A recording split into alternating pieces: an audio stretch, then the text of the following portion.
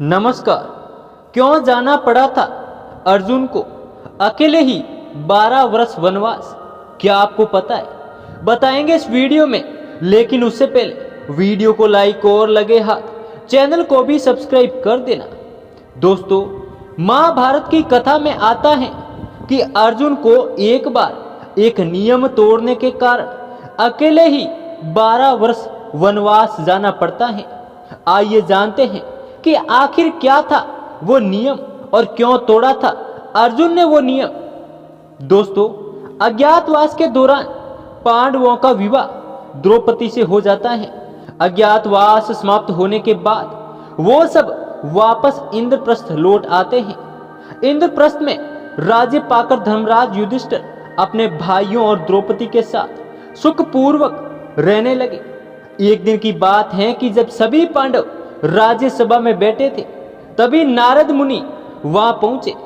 पांडवों ने नारद मुनि का आदर सत्कार किया। वहां पर द्रौपदी भी आई और नारद मुनि का आशीर्वाद लेकर चली गई। द्रौपदी के जाने के पश्चात नारद ने पांडवों से कहा कि पांडवों, आप 5 भाइयों के बीच द्रौपदी मात्र एक पत्नी है, इसलिए तुम लोगों को ऐसा नियम बना लेना चाहिए ताकि आपस में कोई झगड़ा ना हो, क्योंकि एक स्त्री को लेकर भाइयों में झगड़े मौत का कारण भी बन जाते हैं। ऐसा कहकर नारद मुनि ने उन्हें एक कथा सुनाई। कहा कि प्राचीन समय की बात है, सुंद और उपसुंद 2 असुर भाई थे। दोनों के बारे में ऐसा कहा जाता है कि दोनों 2 जिस्म एक जान है। उन्होंने त्रिलोक जीतने की इच्छा से विधि पूर्वक दीक्षा ग्रहण करके तपस्या प्रारंभ की। कठोर तप के बाद ब्रह्मा जी प्रकट हुए। दोनों भाइयों ने अमर होने का वर मांगा। तब ब्रह्मा जी ने कहा कि वह अधिकार तो सिर्फ देवताओं को है, तुम कुछ और मांग लो। तब दोनों ने कहा कि हम दोनों को ऐसा वर दे कि हम सिर्फ एक दूसरे के द्वारा मारे जाने पर ही मरे। ब्रह्मा जी ने दोनों को वरदान दे दिया। दोनों भाइयों ने वरदान पाने के बाद तीनों लोकों में कोहराम मचा दिया। सभी देवता परेशान होकर ब्रह्मा जी की शरण में गए। तब ब्रह्मा जी ने विश्वकर्मा से एक ऐसी सुंदर स्त्री बनाने के लिए कहा जिसे देखकर हर प्राणी मोहित हो जाए। उसके बाद एक दिन दोनों भाई एक पर्वत पर आमोद प्रमोद कर रहे थे। तभी वहां तिलोत्तमा विश्वकर्मा की सुंदर रचना कनेर के फूल तोड़ने लगी। दोनों भाई उस पर मोहित हो गए। दोनों में उसके कारण युद्ध हुआ। सुंद और उपसुंद दोनों मारे गए। तब कहानी सुनाने के बाद नारद बोले, इसलिए मैं आप लोगों से ये बात कह रहा हूं।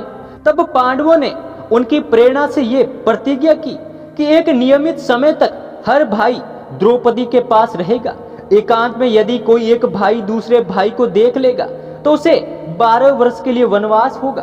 पांडव द्रौपदी के पास नियमानुसार रहते। एक दिन की बात है, लुटेरों ने किसी ब्राह्मण की गाय लूट ली। उन्हें लेकर भागने लगे।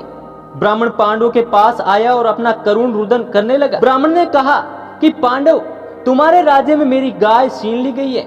अगर तुम अपनी प्रजा की रक्षा का प्रबंध नहीं कर सकते तो तुम निसंदेह पापी हो। लेकिन पांडवों के सामने अड़चन यह थी कि जिस कमरे में राजा युधिष्ठिर द्रौपदी के साथ बैठे हुए थे, उसी कमरे में उनके अस्त्र शस्त्र थे। एक और कौटुंबिक नियम और दूसरी तरफ ब्राह्मण की करुण पुकार।